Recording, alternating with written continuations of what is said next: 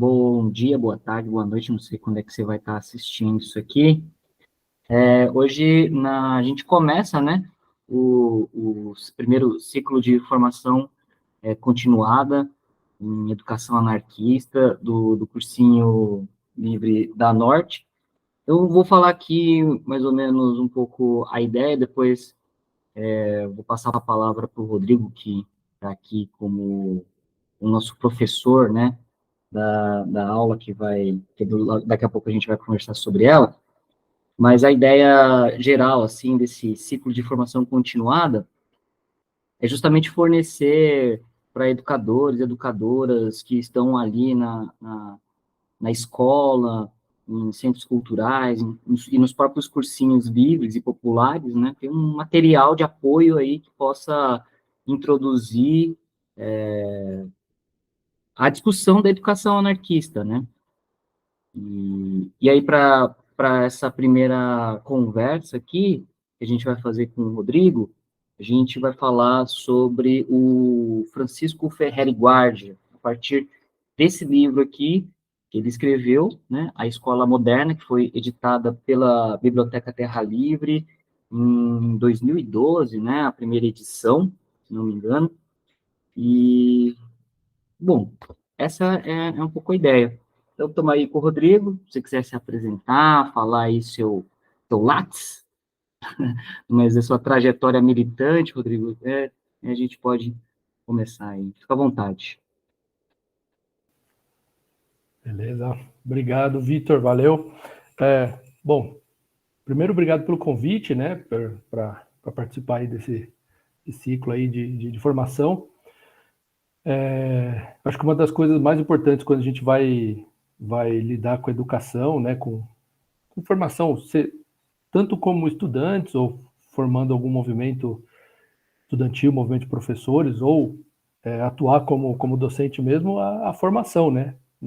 E não necessariamente aquela formação tradicional, né? É a mais importante, aquela universitária, nos bancos da escola, aquela coisa tradicional de que alguém vem e te diga o que você deve fazer, e muito menos aquela formação de fórmulas prontas, né?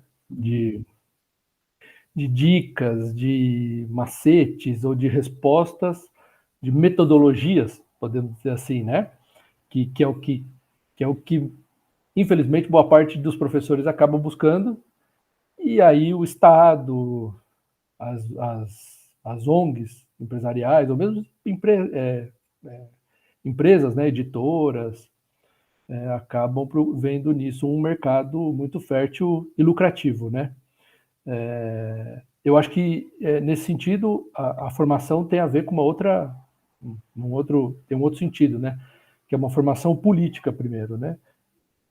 A partir da maneira como a gente constrói uma autoformação, né? Uma perspectiva, inclusive, podemos dizer, de certa maneira, autodidata, mas não aquele autodidatismo que você fica sozinho em casa, lendo e ficando super crânio sobre o assunto, mas um autodidatismo que tem um senso coletivo, né? Uma percepção de que, a partir de uma classe, ou de um grupo social, ou de um projeto educacional, como cursinho, ou espaços anarquistas, ou uma escola libertária, uma cooperativa, o que quer que seja, a formação, podemos dizer, aí nesse sentido mais amplo, né? Contrapondo essa formação mais escolar e tradicional que se tem, a formação é extremamente necessária. E uma das formas mais importantes de formação é o diálogo, é o debate, a conversa, é buscar respostas por conta própria, assim, conversando inclusive mobilizando os próprios conhecimentos que aquela comunidade, aquele grupo já tem, né? Então, eu acho, sim, super importante o cursinho fazer esse ciclo, né, de formação a partir de uma própria demanda, e que, na verdade, as demandas surgem da necessidade, né, nesse sentido, no sentido de grupos ou de projetos educacionais que são autônomos ou libertários e que lutam aí, estão nadando contra a corrente, né? Então, bom, agradecer, muito bom poder participar, assim, sempre que precisar contar aí com uma possibilidade de colaboração, de debate, estamos aí, né? Até porque eu acho que o cursinho, na minha percepção, e é muito legal falar do Ferrer dentro de um ciclo de formação do cursinho, que eu acho que tem tudo a ver, né? Posso até dizer, talvez esteja viajando, né? Mas eu acho que não. Os cursinhos livres são filhotes assim, da escola moderna, assim como a escola moderna também é filhote de outros projetos da classe trabalhadora, projetos racionalistas de educação, projetos anticlericais, né? Uhum. De projetos que têm um caráter político, né? Então, o primeiro ponto acho que é esse. Eu vou dispensar um pouco a minha apresentação do meu currículo Lattes, né? Como você falou, porque não é essa, nem isso é o mais relevante, mas só assim, acho que é legal situar, né? Porque um pouco da leitura que eu vou trazer, das reflexões que eu vou trazer sobre o Ferrer, está impregnada. Eu imprimo a minha experiência, né? A minha prática, a minha visão. Então, eu me aproximei, assim, digamos, do anarquismo pelo movimento punk, né? Pelo movimento 30 anos atrás, assim, comecei a me envolver com o movimento punk. E a lógica do faça você mesmo, do fanzine, né? De montar banda, de começar a fazer por conta própria as coisas, eu acho que é uma lógica muito, muito, muito próxima do que a gente chama de autogestão, autonomia hoje, né? Mas na época não era muito claro isso, né? Alguns anos atrás, né? Eu era muito mais jovem. E logo eu comecei a me envolver com anarquismo e pelas letras, pela própria prática, pelas letras das bandas punks, e conheci o Centro de Cultura Social, que é um grupo que existe até hoje, e que é um espaço de autoformação, é um espaço de formação, um espaço educativo da classe trabalhadora e do movimento anarquista. Então ali foi o espaço, acho que mais importante para mim. Então um espaço autônomo, de certa maneira o que me capacitou assim e me instigou, né, a buscar não só conhecer mais sobre anarquismo, sobre educação libertária, mas também sobre o anarquismo em geral, sobre o movimento político, então, o punk e o Centro de Cultura Social. E aí logo eu comecei a também me organizar em movimentos, em grupos, né, participando do movimento antiglobalização na época, enfim, diferentes movimentos final dos anos 90, toda a década dos anos 2000. E aí, em 2004, né, eu comecei a participar de um coletivo, a gente montou um coletivo chamado Coletivo Anarquista Terra Livre, que depois fez algumas coisas, umas revistas, era um coletivo de propaganda. E aí, em 2009, ele se tornou esse coletivo, na verdade, o coletivo se desfez, e aí, quando ele foi reestruturado, se reestruturou já como uma biblioteca. E aí deu origem à Biblioteca Terra Livre, em 2009, né? E aí minha atuação é nesse... Também sou membro do Centro de Cultura Social, mas minha atuação é na biblioteca. Paralelo a isso, também comecei a me envolver com pesquisa acadêmica, enfim, e veja, de novo, motivado pela necessidade concreta política, né? Fiz uma pesquisa sobre infiltração policial no movimento anarquista, porque a gente estava vivendo infiltração policial nos movimentos, né, antiglobalização, para tentar entender essa lógica, como é que funcionava e como resistir a ela, na verdade. E depois, por muitos anos, 10 anos, eu trabalhei com formação sindical, fazendo formação política, e não só, né, mas assim, para sindicatos de todas as correntes. E aí, misturando isso tudo, interessei em entender sobre educação própria operária, né, uma educação revolucionária, uma educação que de fato fosse transformadora, e aí encontrei na educação anarquista, né, na pedagogia libertária, essa possibilidade. E aí hoje trabalho, sou professor e atuo na Biblioteca Terra Livre. Então, por que... Então, veja, a minha leitura vai ter essa dupla vinculação, né? Uma vinculação mais, talvez, política, e outra que também é política, mas de professor, né? De quem atua na área da educação. E acho que a formação um pouco acho que ela tem que ser acessível a todo mundo, mas acho que principalmente para os professores e professoras do cursinho, né? Enfim, E então vou tentar. Rodrigo, o próprio anarquismo ele tem, né, esse vínculo com a educação, com a cultura, né, assim, bem forte, né, bem presente, bem marcante, né? Acho que mais do que o marxismo, por exemplo, né, que tem um acento assim mais forte na luta de classes, né, uma questão econômica muito mais presente. Acho que o anarquismo ele tem essa outra dimensão que, né, que exclui a luta de classes, mas que acaba incluindo, né, esse outro aspecto, né, que acho que dialoga um pouco também com a própria formação do militante anarquista, né, falar sobre educação, né? Sim, sim. Então, o tema da educação pro movimento anarquista é crucial. Ele tá na origem do que a gente pode chamar de anarquismo como um movimento político, né? Movimento histórico, vai. O anarquismo histórico, que a gente pode chamar assim.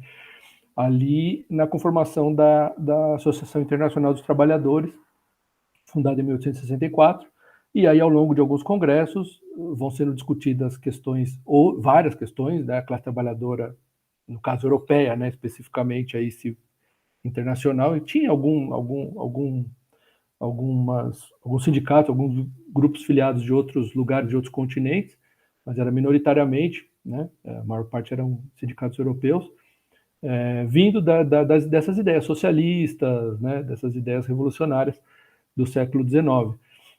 E aí, alguns congressos, 1867, 1868, congressos operários, congressos sindicais, se discutem temas como herança, como questão do trabalho, questão do trabalho infantil, e um desses temas é a educação. E aí se percebe que a própria classe trabalhadora, e o Ferrer tem muito a ver com isso, tem muito a ver com essa discussão do final, segunda metade do século XIX, percebe-se que a educação é um dos elementos de reprodução da desigualdade social. Então, veja, e aí toda uma corrente anarquista, uma vertente anarquista dentro da Internacional, que depois se autonomiza, né, em relação aos outros grupos socialistas, sociais-democratas, que estavam ali vinculados na Associação Internacional dos Trabalhadores, os marxistas mesmo, né, se rompe com os marxistas, com Marx e com os marxistas ali, posteriores, que vão tendo visões diferentes. Enquanto para os marxistas a questão econômica é central, mas a resolução que se propõe é uma resolução política, né, de tomada do Estado, entendendo o Estado como o aparato o aparato ideológico da burguesia, né, que faz a gestão do capitalismo, o qual os anarquistas também concordam, os marxistas acham que tomando o Estado eles vão declinar a partir dessa tomada de poder político, do poder político no sentido da instituição Estado, né? Todas as outras, resolver todos os outros problemas. E os anarquistas, por outro lado, não. Tem uma relação, talvez, tem uma percepção, inclusive, de fato, dialética, né? Sobre a questão social, que é a própria educação é um elemento de reprodução da desigualdade social, né? Então, se a estrutura social, no sentido em que um grupo específico, se destaca da sociedade, se separa da sociedade e expropria o poder de decisão de toda a sociedade, né, de todo o corpo social, essa é a classe dominante, quer seja burguesia, quer seja o partido comunista, que ocupa o Estado, um ditador, um rei, enfim, um grupo que usurpa o poder político e passa a ter uma relação de comando, de dominação em relação aos demais, numa sociedade estruturada dessa forma, a educação é um elemento importante de reprodução e manutenção dessa mesma estrutura. Assim como as relações de trabalho, a religião, são todos elementos que vão... Então, de certa maneira, os anarquistas têm uma percepção que não que não valorizam a questão da luta de classes, mas pelo contrário, eles entendem a ideia da luta de classes, de que a sociedade é movida pela luta de classes. Só que eles não depositam na troca de poder no nível institucional do Estado a solução para as questões. E sim, por isso que os anarquistas não acreditam só numa revolução política, e sim numa revolução social. Uma revolução social em que todas as formas de dominação e de autoritarismo devem ser contestadas e devem ser eliminadas ao mesmo tempo. Nesse sentido, a educação aparece como elemento central de um projeto revolucionário. E o próprio Ferrer falava isso, né? Entrando um pouco já algumas questões que estão colocadas no livro, né? Um dos pontos centrais, que inclusive é destacado pelo Anselmo Lorenzo, que é quem faz o prefácio, né, do livro originalmente, né? O livro foi lançado, depois eu vou explicar o contexto da escrita. O Anselmo Lorenzo tem um papel muito importante na produção, no pensamento do Ferrer, na produção do livro, mas também para o anarquismo mundial, o Anselmo Lorenzo, porque saindo ali das discussões da IT, da Internacional, da qual, né, surge a orientação geral da luta sindical, da luta social, né, da luta revolucionária no final do século XIX, e ali sai a proposta de uma educação própria da classe trabalhadora, que é chamada de instrução integral ou educação integral. E aí os grandes idealizadores, o grande idealizador, a meu ver, né, é o Paul Robin, que é um anarquista francês, que posteriormente aplicou essa proposta no orfanato de Saint-Puy, e o Bakunin. O Mikhail Bakunin, que é um revolucionário, enfim, né, importantíssimo, aí o grande interlocutor, talvez um dos maiores nomes aí do anarquismo europeu aí do final do século XIX. Então, assim, o Bakunin tinha uma visão, como é que eu vou dizer? O Bakunin e o Paul Robin afirmavam concretamente a questão de classe, ou seja, a ideia de educação integral, a proposta colocada ali para a classe trabalhadora, depois de muita discussão, teve uma primeira proposta, foi revista, enfim, mas a conclusão e a resolução que foi depois espraiada para o resto do mundo, que inspirou todos os projetos anarquistas de educação, inclusive a Escola Moderna do Ferrer, é a ideia da educação integral, em que reconhecendo que a educação dada pelo Estado e pela burguesia para a sociedade, aí, em meados de 1860, 1870, era uma educação dualista, ou seja, eram duas educações, né, dois projetos educativos diferentes. Claro, veja, são dois projetos pensados pelo mesmo grupo social, ou seja, a burguesia, a classe dominante, decidia qual era a educação que ela ia receber, que essa era a educação intelectual, educação que formava a classe dominante, ou seja, engenharias, direito, medicina, filosofia, todos os elementos que são vinculados a não digo nem só trabalho intelectual, mas também ao fazer político, né, ao fazer social e intelectual, que servem, que essa educação para a burguesia, essa educação intelectual para a burguesia, é o elemento principal, claro, além da força política e do poder econômico, mas é um dos elementos de reprodução da dominação da classe dominante sobre a classe trabalhadora. Por quê? Porque é através dessas ferramentas que eles vão gerir o Estado. vão gerir o espaço público, ou seja, a república, ou que seja uma monarquia, o que quer que seja. Então, essa educação que formava a elite, formava o que hoje a gente chama de gestores, né, os administradores da estrutura, é a educação intelectual. E, por outro lado, a própria burguesia tinha como percepção uma educação, construiu um projeto de educação para a classe trabalhadora.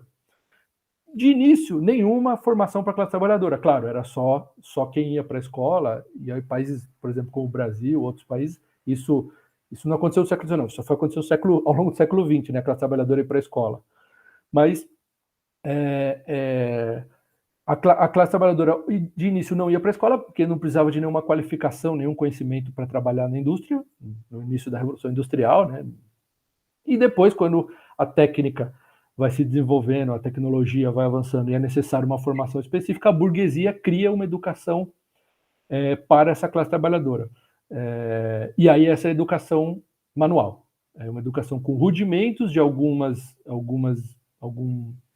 nem ciência, né, mas técnicas, principalmente língua, né, português ou francês, dependendo, aprender a língua, a ler, escrever, minimamente, e rudimentos de matemática e principalmente formação profissional. Então, como tinha essa estrutura ali colocada claramente, a classe trabalhadora percebeu que essa estrutura de dois modelos educacionais, um para a burguesia, um para a classe trabalhadora, é parte da estrutura de dominação, e aí propõe a educação integral, que seria a junção desses dois percursos, podemos chamar assim, numa única educação, independente da classe social, ou seja, que a classe trabalhadora pudesse acessar a esses conhecimentos intelectuais necessários, e aí eles não estão muito preocupados com a burguesia, né? Porque a burguesia aprender trabalhos manuais, mas enfim, a classe trabalhadora aprendendo não só o trabalho, técnicas manuais profissionais que são importantes, né? De reprodução da vida, de reprodução do cotidiano, da reprodução da vida mesmo, né? Mas aprendendo também filosofia, matemática, música, arte, direito, ela vai estar mais capacitada para conquistar a sua emancipação. Então, de certa maneira, a educação aparece como elemento revolucionário dentro do projeto anarquista.